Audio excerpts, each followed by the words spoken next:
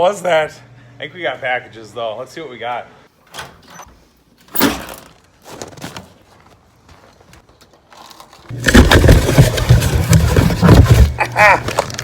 Supplies, 50 feet of loom, 50 feet of loom, 50 feet of loom.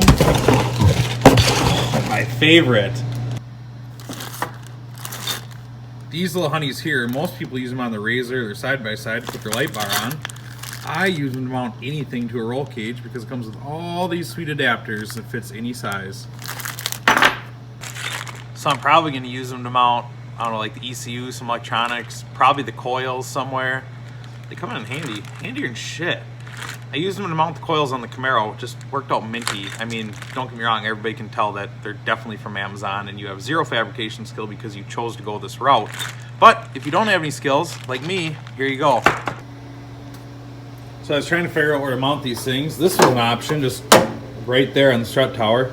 Kind of race car, kind of cool, kind of not very cool at all. Kind of looks like you didn't care. So that brings us to option 2. Somewhere in here, which might work out okay. Or maybe even option 3, somewhere in here. Looks like a lot more talent than I have to put them there though. So they're probably going in option number 2.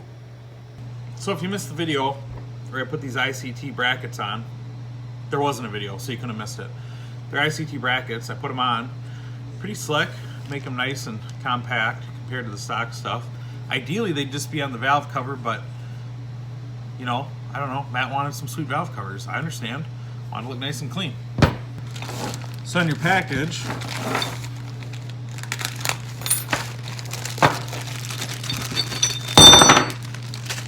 get the instructions that you don't need. Some hardware. 2 sets of clamps.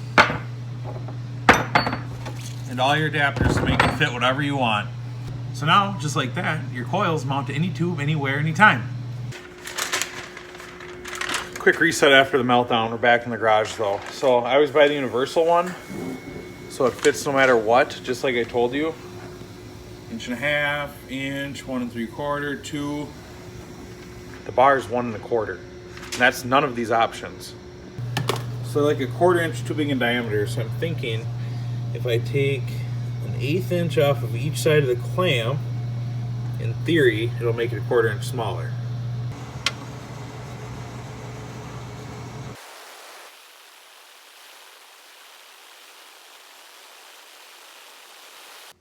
There, clamps have been shaved, they're back together, they're on the car. I think it's gonna work.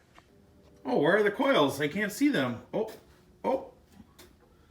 way down yonder. Passenger side, driver's side. Went ahead and tossed in the mock steering just to make sure they'd clear. There's actually more room than it appears in this awful video I've taken for you, but you get the point. Down low, we'll bring the wires up the strut tower, come across and in. Should pan out. There, so now you also know how to get some roll bar coil mounts for approximately $11.97. I think there's like an Amazon thing where I can link it, and if you buy it, I get paid for it.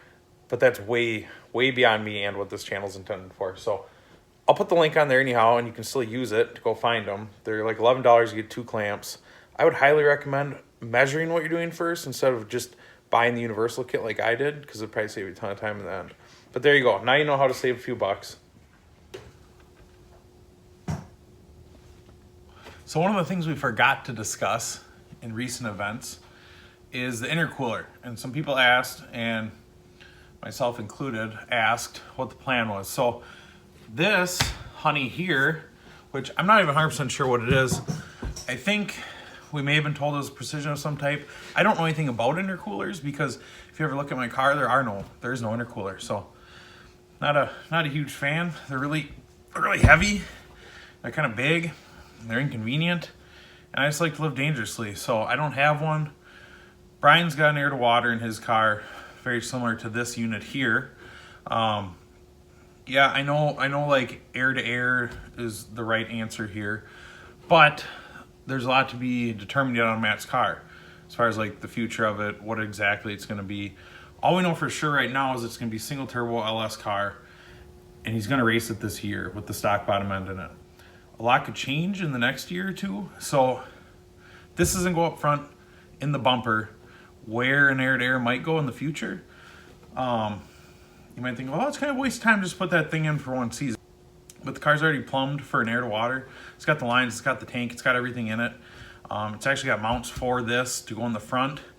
And like I said, it's going to be in the same location as an air-to-air at some point. So just to kind of keep the budget in check and just keep this thing moving, this is going to go in for now. I think it's going to do fine.